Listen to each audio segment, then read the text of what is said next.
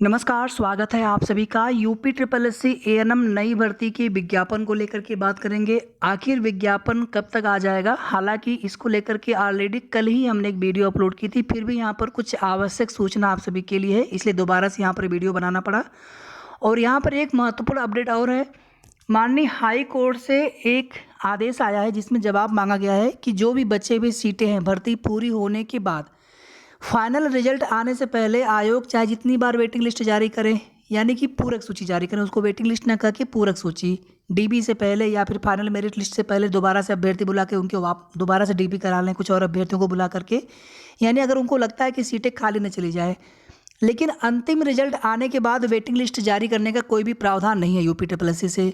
और यही वजह है कि आप देखेंगे एक बार यूपी ट्रिपल एससी पीईटी में वैलिडिटी बढ़ाने या फिर एक सामान्य उसकी अर्हता करने के लिए, या फिर कभी, हालांकि उसमें नुकसान फ़ायदा सबका होना है, किसी का फ़ायदा किसी का नुकसान, लेकिन वैलिडिटी बढ़ाने से सबका फ़ायदा होता है। और इसी तरीके से आप देखेंगे वेटिंग लिस्ट की मांग को लेकर के भी मुख्यमंत्री जी से जनता दरबार में भी कई बार मुलाकात किया गया और आयोग से भी लगातार मांग की गई। जब भी कोई भर्ती पूरी होती जिनका कुछ नंबरों से या पॉइंट में या कभी कभी होता है कि उतने ही नंबर हैं, लेकिन आप देखेंगे लास्ट में एक डेट ऑफ बर्थ भी दी जाती है, उसके बाद जितने उसके बाद वाले अभ्यर्थी होते हैं उनसे कम एज वाले अभ्यर्थी होते हैं तो उनका सिलेक्शन नहीं हो पाता। कुछ सीटें कम होने की वजह से उतने ही अभ्यर्थी वहाँ पर लिए जाते हैं, क्योंकि समान नंबर वाले बहुत सारे अभ्यर्थी हो सकते हैं।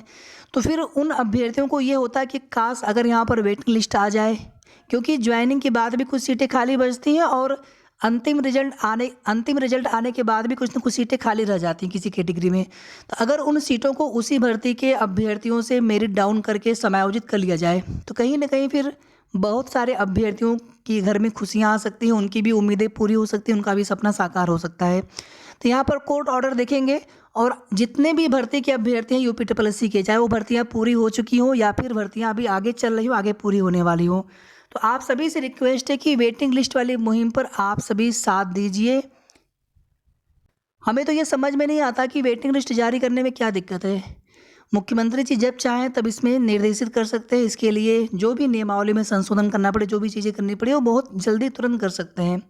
लेकिन अगर वो करना चाहें तो, या उनको आप सभी की पीड़ा समझ में नहीं आ पा रही, बहुत सारे ऐसे भर्तियाँ कंप्लीट हो चुकी हैं यूपी ट्रिपल एससी से जिनके अभ्यर्थी कई बार पूछे हैं, अभी भी देखिए सवाल आप सभी के आते रहते हैं। वीडियो भर्ती वाले अभ्यर्थी हैं, लेखपाल की भर्ती पूरी हो रही है, उसमें भी बहुत सारे अभ्यर्थी सेलेक्ट होने से रह गए। एएनएम 9212 की भर्ती है, लोअर की है, एएसओ की है, एजीटी है, यानी बहुत सारी भर्तियाँ हैं, कम से कम 20 से 25 भर्तियाँ हैं जिनको मैं बिल्कुल प्रत्यक्ष रूप से जानता हूँ कि जहाँ पर अगर वेटिंग लिस्ट आई होती तो कम से कम 25-50-100 अभ्यर्थी और सेलेक्ट हो गए होते।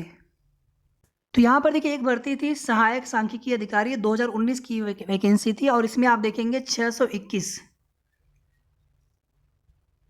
रिक्त रह गए पदों पर नियुक्ति की मांग में दाखिल याचिका पर राज्य सरकार व आयोग से 3 सप्ताह में जवाब मांगा गया है।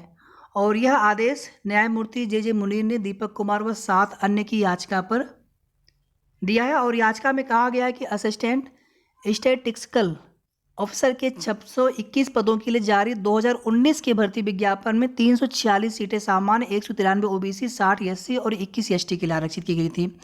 और इसमें अर्हता ओ लेवल डिप्लोमा रखा गया है। भर्ती प्रक्रिया के तहत 2248 अभ्यर्थियों को डीबी के लिए बुलाया गया था। 36 आरक्षण से पद भरे गए, लेकिन योग्य अभ्यर्थी नहीं मिलने के कारण 27 पद खाली रह गए। तो याचिका में इन पदों पर आरक्षित कोटे में नियुक्ति की मांग की गई है। कोर्ट ने निबंधक अनुपालन को आदेश की प्रति सचिव economics statics division, state planning institute, निदेशक परिवार कल्याण विभाग और अधीनस्थ सेवा चयन आयोग को भेजने का भी आदेश दिया है। यानी जिन जिन विभागों से रिक्त पद आए थे तो उन विभागों को भी ये लेटर भेजा गया है कोर्ट के आदेश, और आयोग को भी भेजा गया है, शासन को भी भेजा गया है।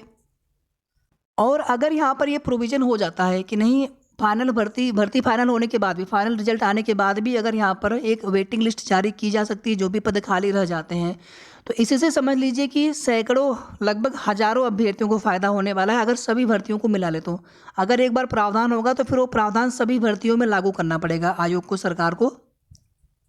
बस यहाँ पर आशा करते हैं कि यहाँ पर चीज़ें सकारात्मक हो, पॉजिटिव हो, शासन समझे आप सभी की पीड़ा को कि यहाँ पर क्यों रिक्त पदों पर वेटिंग लिस्ट जारी करना आवश्यक है। नई भर्ती आने में फिर से न जाने कितने साल लग जाते हैं, और उस भर्ती के अभ्यर्थियों की क्या गलती? अगर सीटें खाली रह गई तो उन्हीं सीटों पर तो नियुक्ति की मांग की जा रही है, कोई अलग से तो कोई सीटें मांगी नहीं जा रही हैं।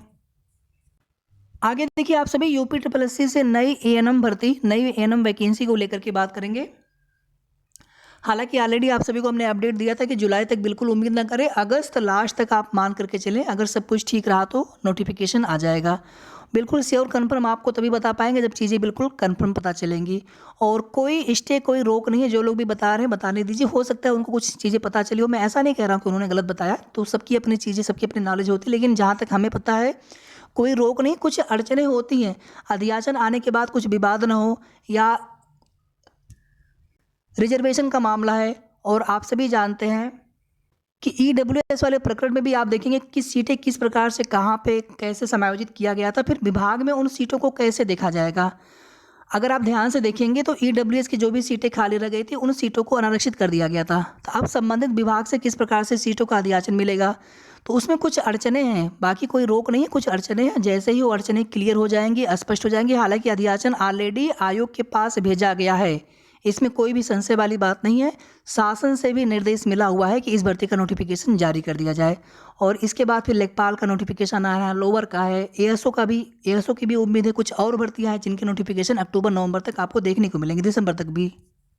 तो आपकी भर्ती का विज्ञापन तो 100% आना है, लेकिन इसमें समय ज़्यादा ना लगे, क्योंकि एक बार जब अड़चन आ गई तो उसके बाद फिर अब ये मन में डर आने लगता है। हमारे भी मन में ये चीज़ें आ रही कि ऐसा ना हो कि उस अड़चन के चक्कर में ही काफ़ी समय लग जाए।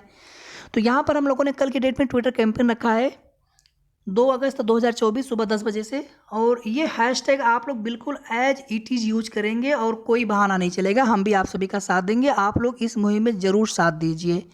इसी तरह से कल की डेट में एनएचएम के लिए भी जो 17,000 वैकेंसी है, वहाँ पे वेटिंग लिस्ट को लेकर के भी हम लोगों ने ट्विटर कैंपेन रखा है, तो उसमें भी आप सभी साथ दे सकते हैं। उसके लिए ये हैशटैग है, लेकिन ध्यान दीजिएगा हैशटैग जैसे है, कोई भी इसमें लेटर आप चेंज नहीं करेंगे, स्मॉल कैपिटल कुछ भी नहीं, कोई स्पेलिंग मिस्टेक नहीं। जहाँ पे जैसे अंडरस्कोर लगा है वैसे अंडरस्कोर, और बिना हैशटैग कोई ट्वीट नहीं करेंगे। हालांकि अब थोड़ा सा चेंज हो गया है, ट्विटर को एक्स बोलते हैं और ट्वीट को पोस्ट और रीट्वीट को रीपोस्ट बोलते हैं। तो बस आप समझ जाइए, आप सभी लोग सबसे पहले ट्वीट ही करना है अधिक से अधिक, उसके बाद फिर रीट्वीट करेंगे। 10 बजे से स्टार्ट करेंगे और हैशटैग ट्रेंडिंग में आना चाहिए, और हो सके तो इतना कोशिश करना है कि टॉप पर ट्रेंड करें। इसका निश्चित रूप से सकारात्मक प्रभाव पड़ेगा। देखिए धरना प्रदर्शन करते करते अभ्यर्थी 3 साल 2.5 साल हो गए थे, जेई 2018 भर्ती के अभ्यर्थी, तब जाकर के उनका रिजल्ट मिला फाइनल। तो यहाँ पर बहुत सारे विकल्प होते हैं जिनके माध्यम से हम अपनी बात शासन तक पहुँचा सकते हैं। जनता दरबार में जा करके, ट्विटर कैंपेन करके, सोशल मीडिया प्लेटफॉर्म पर, या फिर मीडिया के माध्यम से। तो आप सभी लोग इस मुहिम में साथ दीजिएगा। बाकी अगर सब कुछ ठीक रहा तो अगस्त लास्ट या फिर सितंबर के स्टार्टिंग में ही आपके वैकेंसी का नोटिफिकेशन आ जाएगा, लेकिन श्योर नहीं कह पा रहे हैं, केवल संभावना है, क्योंकि यहाँ पर अड़चनें शुरू हो गई हैं। बस उम्मीद करते हैं कि ज़्यादा समय न लगे उन अड़चनों को दूर करने में, और जल्दी ही विज्ञापन आप सभी के सम्मुख हो। बाकी आप सभी तैयारी अच्छे से करते रहें। वीडियो को आप सभी लाइक शेयर कर दिया करें, और अगर आपने अभी तक चैनल को सब्सक्राइब न किया हो तो सब्सक्राइब भी कर लीजिएगा। धन्यवाद।